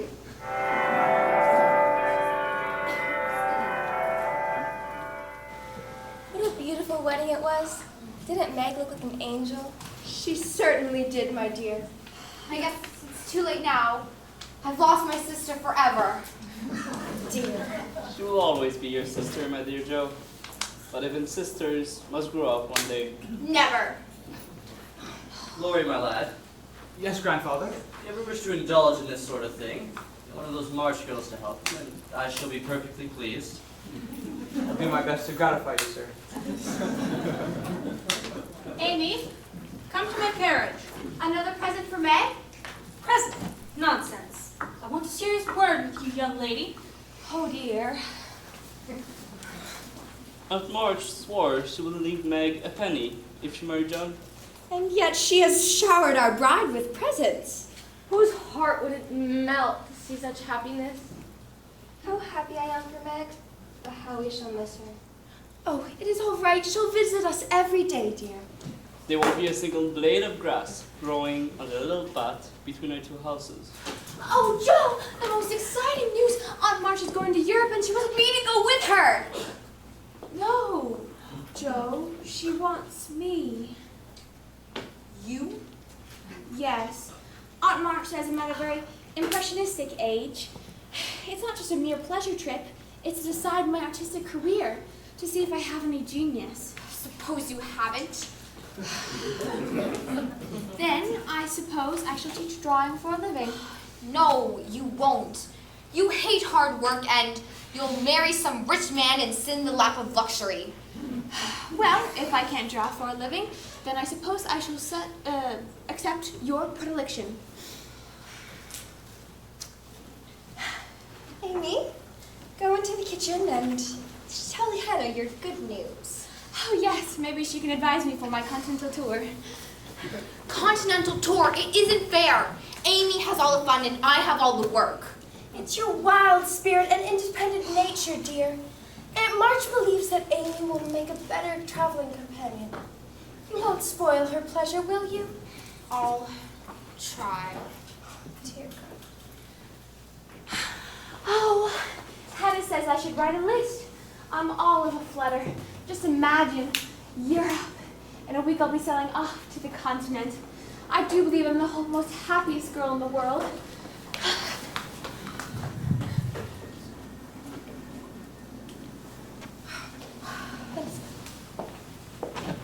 Meg married, Amy off to Europe. I know that you're a graduate, you'll be off on a long holiday. I'm not good like Beth, so I'm angry and restless. You don't have to stay here, Joe. Why? Should we run off and join a pirate ship? No, Teddy, please don't. It's no use, Joe. We've got to have it out. No. I have loved you ever since I've known you, Joe. I've tried to show you and you wouldn't let me, which is fine. But I must make you hear me now and give me an answer because I cannot go on like this any longer. Teddy, please don't do this. I gave up billiards. I gave up everything you didn't like. And I'm happy I did. It's fine. And I waited and I never complained because... I figured you loved me, Joe. I realize I'm not half good enough. No. I'm not this great man. You're a great deal too good for me, and I'm so grateful to you and so proud of you, and I don't see why I can't love you as you want me to. I don't know why. You can't? No, I can't. I can't change how I feel, and it would be a lie to say I do when I don't. I'm sorry, Teddy. I'm sorry. I'm so sorry, but I just can't help it. I I can't love anyone else, Joe. I only love you. Teddy, it would be a disaster. No, it wouldn't be a disaster. We'd be miserable. No, we'd be perfect. I can't. I'd be a perfect saint. I can't. I've tried it and I failed and I can't. Then why does everyone expect it? Why does your family and my family expect it? And my grandfather expects it? Why? Why are you saying this? Say yes. Let's be happy together, Joe. I can't say yes truly, so I'm not going to say it at all. And you'll see that I'm right eventually, and you'll thank me for it. I'd rather die than realize this, Joe. Teddy, don't say that. Listen, you will find some lovely, accomplished girl who will love you and adore you, and she's gonna make a fine mistress for your fine house, but I wouldn't, Yes, all right? You would, Joe. Ha! Look at me! I'm homely and awkward, I love you, Joe. and I move on, and you'd be ashamed. I love you, Joe. And we'd quarrel. We can't help it even now. I'd hate elegant society. You'd hate my scribbling, and we would be unhappy, and we'd wish we hadn't done it, and everything would be horrid. Is there anything more? No, nothing more. All right. Except that, Teddy, I don't believe I will ever marry. I'm happy as I am. I love my liberty too well to be in any hurry to give it up. I think you're wrong about that, Joe. No, Teddy. I think you will find someone and love them and live and die for them because that's your way and you will. No. And I'll watch.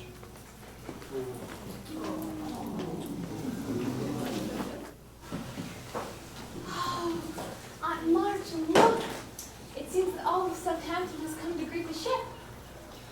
Only the evil gawkers and peddlers trying to sell us their foreign wares. Oh, but isn't it too exciting? Our tempestuous ocean voyage has provided enough excitement for me. All ashore, all ashore.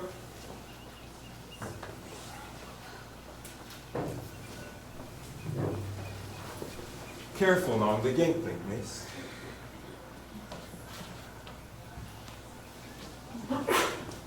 Come along now. I want to get my feet on dry ground. We've trained from London to catch.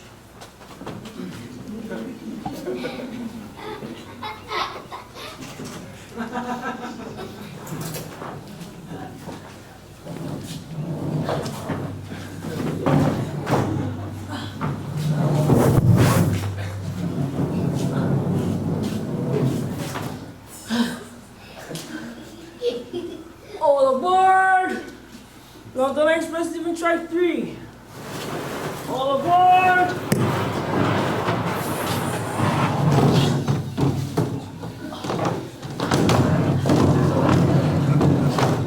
Dear Amy, your description of London and all its fantastic sights is incredible. How I would love to see Big Ben and the Tower of London. I hope Aunt March is faring well and isn't too exhausted by all your gallivanting about. I, too, have news of my own. I have decided to go to New York and pursue my dream of being a writer. I'll be renting a room in a boarding house where I'll be tutoring the landlady's children in exchange for room and board. I hope to be able to sell some of my stories while I am there. Joe, dear, your sister Beth needs your help. She's a bit under the weather. Can you go boil some water for tea? Hannah went to see the Hummels in her place. Coming! And then suddenly, dear ones, we were in our little Parisian nest high above the city. And there we were, with Paris all before us. Sightseeing from day until night, stopping for lunch in gay cafes, and practicing my parlez-vouing, as Auntie calls it. Rainy days I spend in the Louvre, reveling in the paintings. Oh, my dear Joe, I can't believe you're off to the big city too. You simply must write and tell me all about New York. Have you met any interesting people? Have you sold any of your stories yet? Amy, it's time to go. Our carriage is waiting. Yes, Aunt March.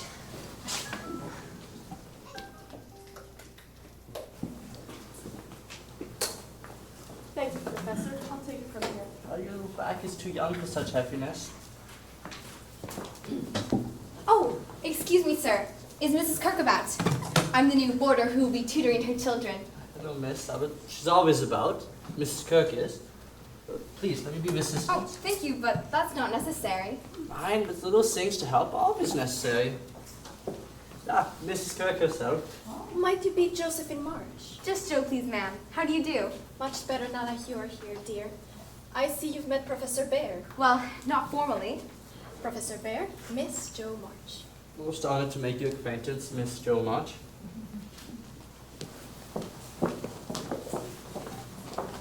So, I'm here, settling in, and not too homesick. The train trip and the characters in this lively boarding house are all that distracts me from thinking of my dear Beth and missing all of you.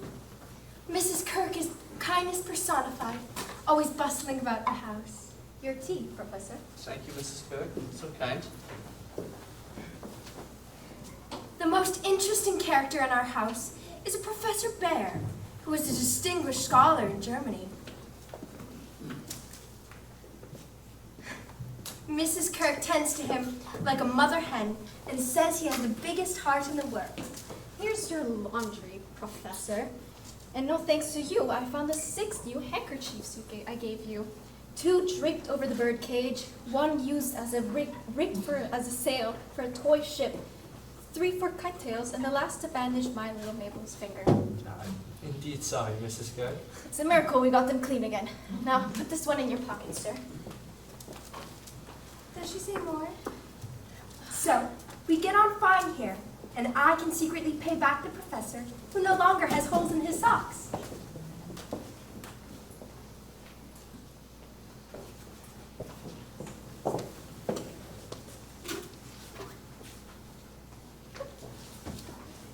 Hello, Professor. All this working?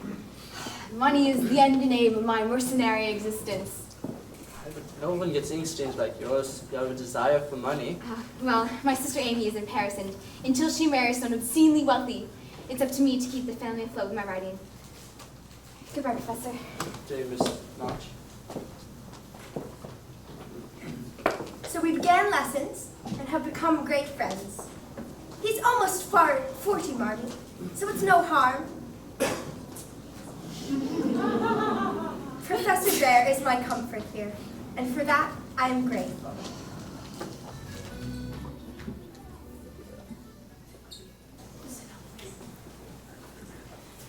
Decades of ruined Paris, if you ask me. These French women couldn't lift a hairbrush. Amy, I said these French women couldn't lift a hairbrush. Oh, yes, of course, Aunt March. What do they write, your troublemaking family? Well, Mother doesn't say anything about Beth. I think I want to go back, but they all say stay. You can do nothing if you go back. The girl's sick, not lonely. And you shouldn't go home until you and Fred Vaughn have been properly engaged. Yes, and of course I've finished my painting lessons. What? Oh, yes, of course. Lori? Amy! Oh, Lori! Oh, my, how you've grown. What are you doing here? I thought you said you'd meet me at the hotel. I was there, but I couldn't find you. You didn't look hard enough. I guess I didn't recognize you. You've become so beautiful. Oh, stop. What? I thought you liked that sort of thing. No. Where is your grandfather? Still in Germany. I'm off on my own, traveling and having fun. Oh, are you chasing some young girl across Europe? No. Oh. I couldn't believe Joe turned you down. I'm so sorry. Don't be, Amy. I'm not. What about you? Have you met any promising young men? Well, do you remember when we went to the beach and Mr. Brooke introduced us to Fred Vaughn? Well, we reconnected here in Paris, and he's a very nice fellow. Amy March, you come back here right this instant. Aunt March. What's this? And March, lovely to see you. Well, good day, young Mr. Lawrence. I'm sorry, but we really must go. Allons-y, Amy. Oh, come to the New Year's Eve party. It's a ball, and everyone will be there, including Fred Vaughn. Pick me up at 8. The Siobhan. Dress for festivities. Top hats and silks. I will. I'll wear my best silk. It's Lori. I know.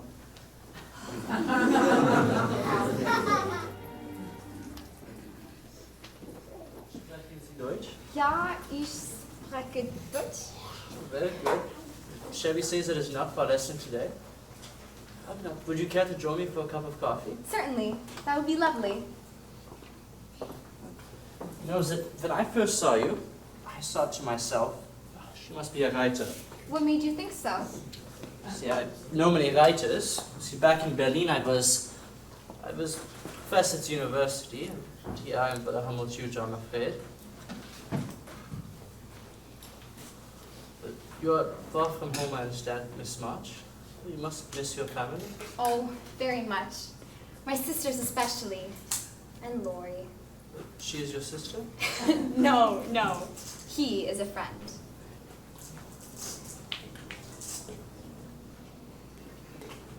Do you like your coffee? Oh, it's just a bit strong. I like it though. You have quite a library. Did you bring all these books from Germany? Yeah, most of them, but I could not bear to leave some behind. Sold everything that I owned to pay for my passage to come here. My books, never. Reading them is like being home again. Will you be returning to Berlin, Professor Beck? Friedrich. Call me Friedrich. Friedrich. Nein, sadly there's nothing there for me anymore. America is my home now. These books, they remind me of the joys of my youth. I know what you mean. Books and stories have been my oldest and best friends. In fact, I've had some of my stories published by a few magazines since I've been here in New York. If I may, I would be most honored to read some of your stories, Miss March. Please, call me Joe. Joe?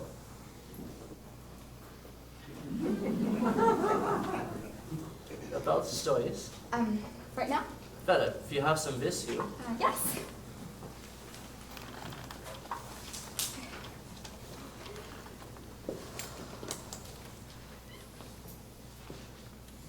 Those are just stories, of course. I'm working on a novel now, too. Your novel, it will be like this. Yes, so far anyway. There's plots like this, and duels and killing. It sells. Why don't you sign your real name? My mother wouldn't like it. It's too gory for her. Yes? My father has been away helping with the war efforts, and my younger sister, Beth, has been poorly. So, I want to help my family with the money I make selling my stories. These are the only kinds magazines will pay for. I don't like them. Honestly, I don't think they are very good. But they're published in the papers. People have always said I'm considered talented. I think you're talented, which is why I'm being so blunt. Well, I can't afford to starve on praise. Are you upset? Of course I'm upset. You just told me you didn't like my work. I thought you wanted honesty. I do. Has no one ever talked to you like this before? I've been rejected plenty of times. My apologies if it fails to live up to your high standards. Do you have anyone to take you seriously? Talk about your work? Joe, there's more to you than this. You only have the courage to write it. And who made you high priest of what's good and what's bad? No one, and I'm not. Then why are you acting like it? Your reaction seems to indicate that you think there's some truth in it. My reaction indicates that you are a pompous blowhard. Shakespeare wrote for the masses. He was the greatest poet who ever lived. He smuggled his poetry into popular works. I'm no Shakespeare. Thank goodness, we already have him.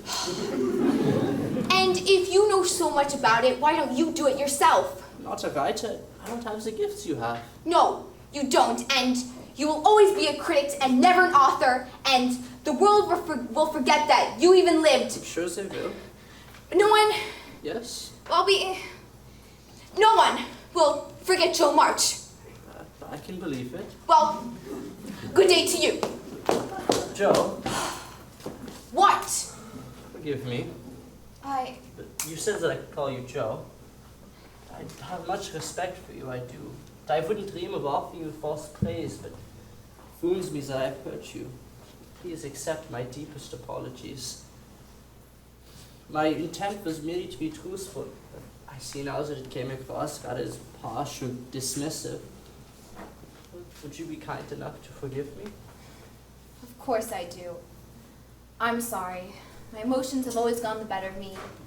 I know deep down that you are right, but my pride prevents me from acknowledging it. Well, you will find your way, Joe. I'm sure you will.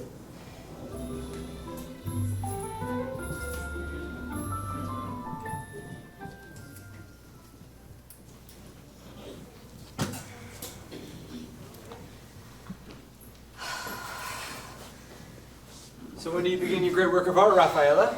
You've been talking about it for months now. I am a failure. Joe is in New York being a writer, and I am a failure. It's quite a statement to make. Rome took all the vanity out of me, and Paris showed me I'd never be a genius. I'm giving up all my foolish artistic hopes. Well, then may I ask that your last portrait be of me? What? No time like the present. You mean now? Of course. Let this be the greatest work of art you've ever done. All right.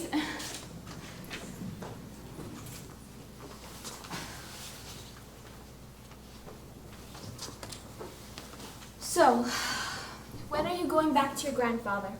Very soon. You've said that a dozen times. Short answer is safe trouble. He expects you, so why don't you go? Natural depravity, I suppose. Natural indolence, you mean? I'll only plague him if I go. So I might as well stay here and plague you a little longer. You can bear it. In fact, I think it agrees with you. Here, come look. When did you do this one? When we were at the beach, when I first met Fred Vaughn. When is he coming back? In a few weeks. He has business in London. You're not engaged, I hope. No. But you will be, if he goes down properly on one knee? Most likely, yes.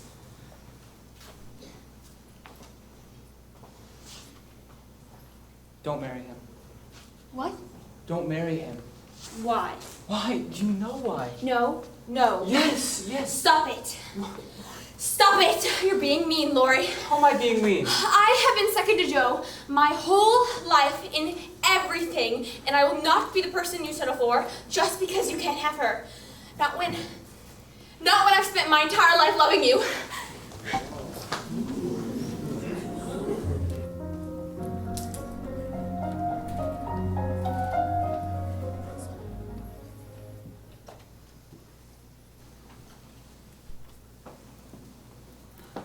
Miss Joe, studying your German goes along quite nicely, I must say. Now tonight I would like to discuss the most important different subject. You. Me? Yes, I speak as your friend. Here's what I know. I know that you are not ill in the body, for I see you every day these many months. I know that you shut yourself up in your room writing for hours, and yet you show nothing to your friend. I know that unless you smile, your eyes are sad. So, I used to write stories from my imagination of exotic places, romance, and I'll admit, sometimes a little scandal. It was a blissful life up in my attic at home with my dear imaginary friends. no. Now, I just feel like I don't have an anchor anymore. So much has changed. I lost my closest friend. And now I may even lose my sister. It's my sweet Beth. She has gotten worse. Mommy writes and asks me to come home. Oh, my dear Joe, this is sad news indeed. I hope that your sister will improve as you home, but I also hope that you will not give up on your writing. You have so much to offer as well. My writing has suffered since I stopped doing it for its own sake and write only for what I can get from it. I don't know how to write from my heart anymore. I wish I could go back to being a child who writes freely. Life has changed, Miss March. But perhaps you must change as well. Change is not always bad. His wounded heart has new stories to tell. Perhaps no longer comes the wild, fantastic imagination of a young girl, but comes the expanding heart of a woman. You are the best friend I have, Professor. I will miss seeing you every day. So will I. When do you leave? Tomorrow. Will you ever come and visit us if you ever travel our way? I want my whole family to know my dear friend. Thank you. Perhaps one day I will. I wish you much happiness. Much happiness. Good night, Professor. Good night. Bye, Joe. Hello? Thank goodness you're home. Oh, Joe, we missed you. I missed you too. It's so good to have you home. I think Dolores got to Beth. Hasn't said anything. I'm here now. Where is Beth? She's in the living room. Oh, Joe, we thought she was getting better, but the fever, it's weakened her heart, and... Marmee? Please use the $100 from my last story and take Beth to the seashore before the weather turns. Joe, you need this for living in New York. I'm not going back.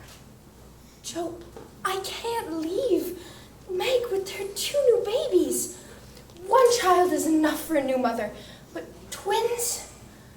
Joe, you must take the money and go to the seashore and let the sea breeze blow some color into Joe's cheeks. All right, I will take her. I will help her get strong again. I'll go see her now. Joe, you're home? Yes, my dear, I'm here. Oh, how I've missed you. I received all your letters. Mommy says she worries I've been too lonely, but I've had your stories to keep me company. Oh, my Beth, my sweet, sweet Beth.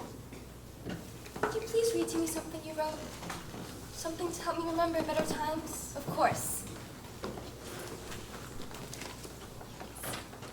The post office in the forest was a capital little institution and flourished wonderfully, for many things passed through it.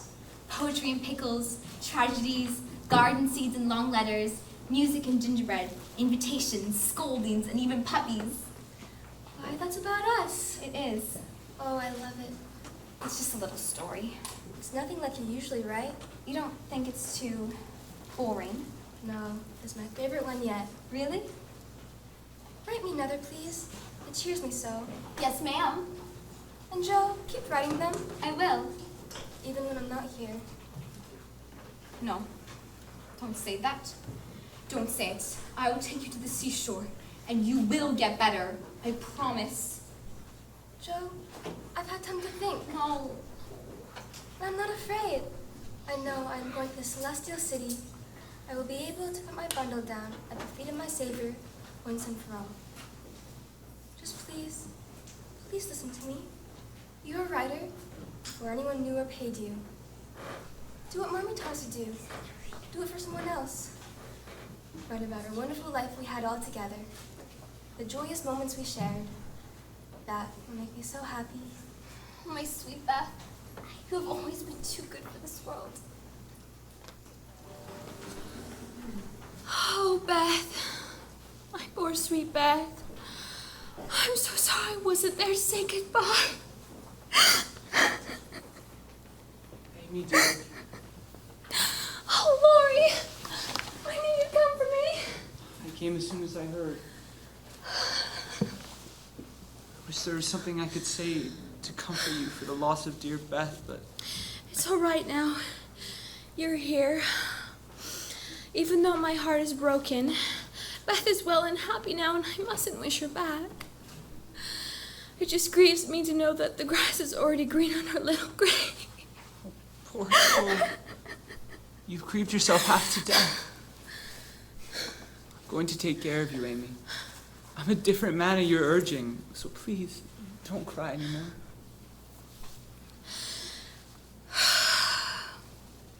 So you needn't go right away? Not if you want me to stay. Yes, I do. I've wanted you to be with me even before I knew about Beth. Beth was the best of us. I'm not marrying Fred Vaughn. I heard Amy. It's okay. It wasn't because of you. It was because of me. You are under no obligation to do or say anything. It was because I didn't love him as I should. And do you love me as you should? I think I do. We're going to figure this out. Together.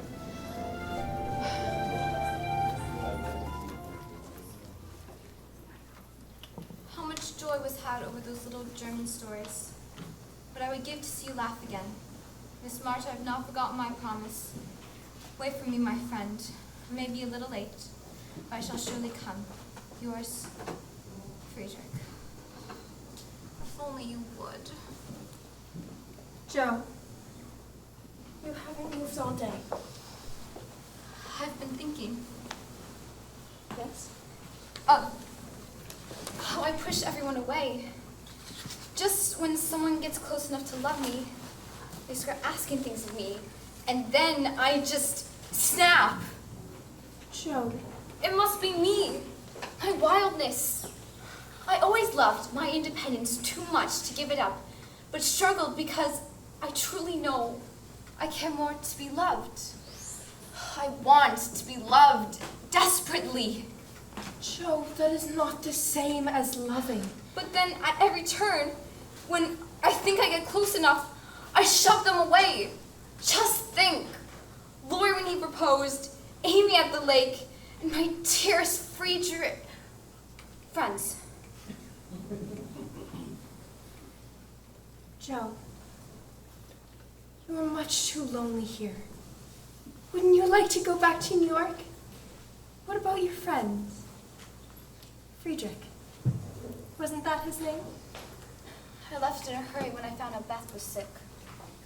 I wish it were simple. If I was a girl in a book, this would all be so easy. I'd give up the world happily. But I can't help but feel that now that she's gone, I've been left behind. I could not follow where dear Beth was going. Joe, sometimes I can't help but see that hungry look in your eyes, and it goes straight to my heart. Marmee? While you were gone, you made friends. Lifelong ones, I imagine. Like the professor? Yes. He was the best I could ever ask for. And if given the chance... Yes. Well, only I'm afraid I'm not half good enough for him. He's so good-natured and gentle. And me, being so wild and passionate, I feel like I'm too much. Joe,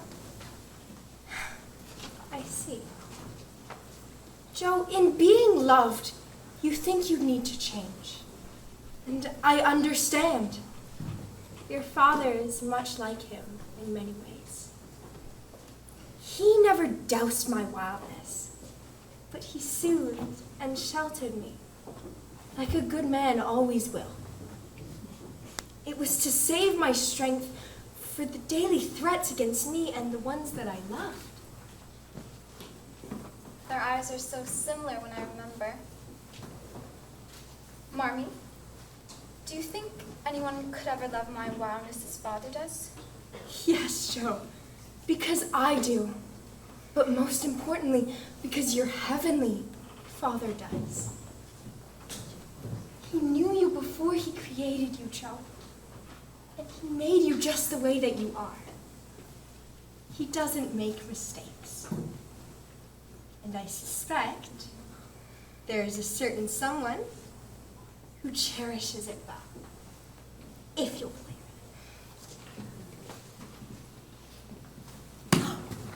Lori?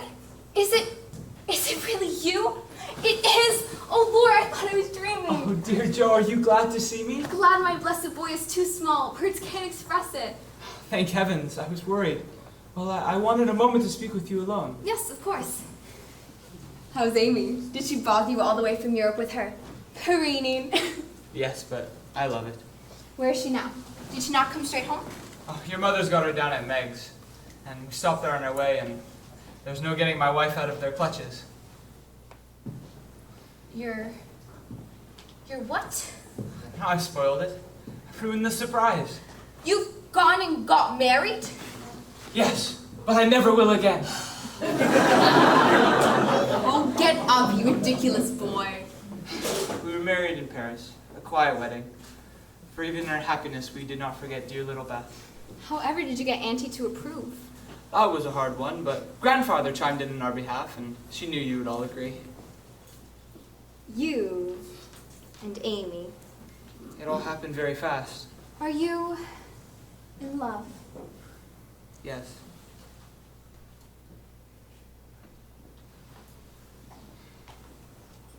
Joe, I want to say one thing, and then we will put it away forever.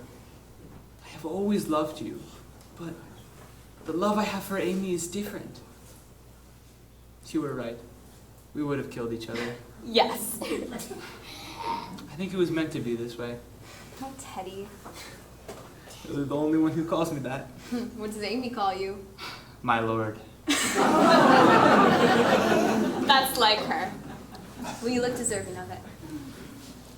Can we still be friends? Of course, my boy. Always. Joe! Oh, where's my dear old Joe? Oh! I'm so happy for you, my dear sister. This is just as it should be. Yes. I'm so relieved. What's all this? Oh, Hey. Father! Oh, my dear Amy. Mr. March, sir, I'm afraid the cart's before the horse, but would you consent for me to wed your daughter? Nothing would make me happier. Wait, cart before the horse. You mean? You're pleased, aren't you, Father? I could not be happier. Married? My heavens, this is all too much for one to take in. Thank you. How well they look together. Think Meg and Amy married and Beth resting in the celestial city. Has the news of our new bride reached the whole neighborhood? I'll get it.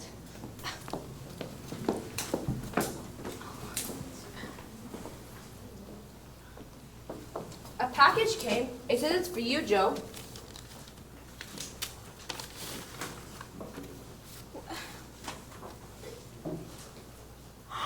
Someone's publishing my book! How did this arrive?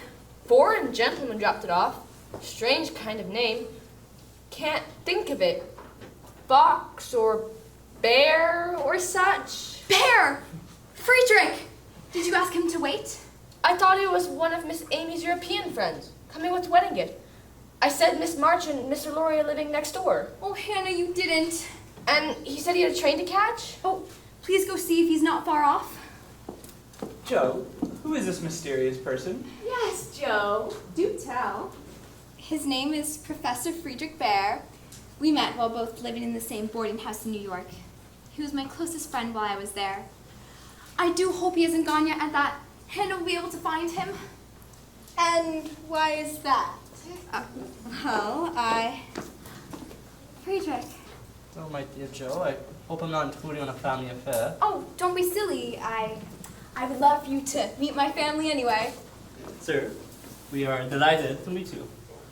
And we are especially happy today because our daughter Amy has returned from Europe with her new husband. Husband? Amy? I thought that when your housemaid mentions that Miss March and Mr. Lawrence were married, that she was referring to someone else. Me? Oh, no. I'm not married. That's my sister Amy and my friend Laurie. Yes, of course. Well, Mr. Bear, you are welcome to join us for tea. And the rest of you, I need some assistance in the kitchen.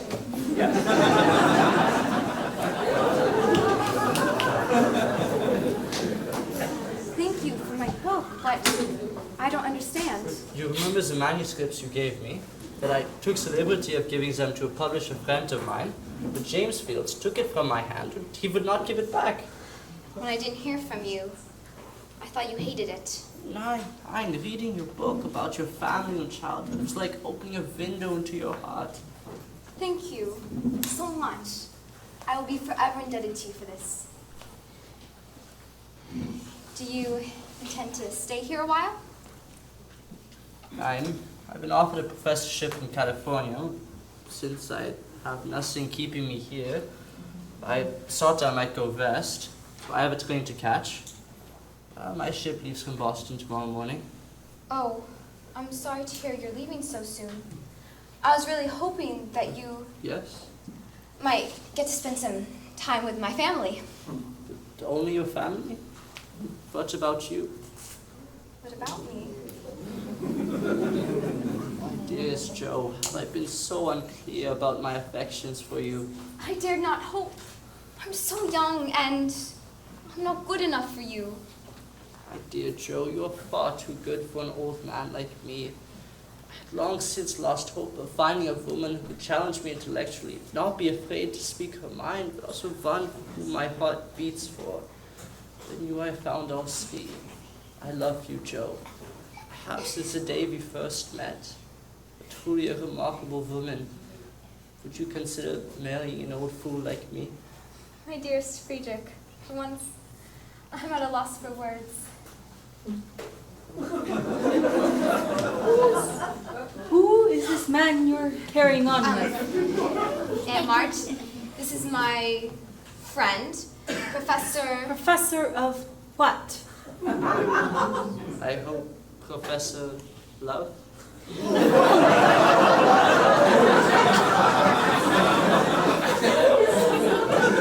Aunt March, meet my future husband, Professor Friedrich Baer.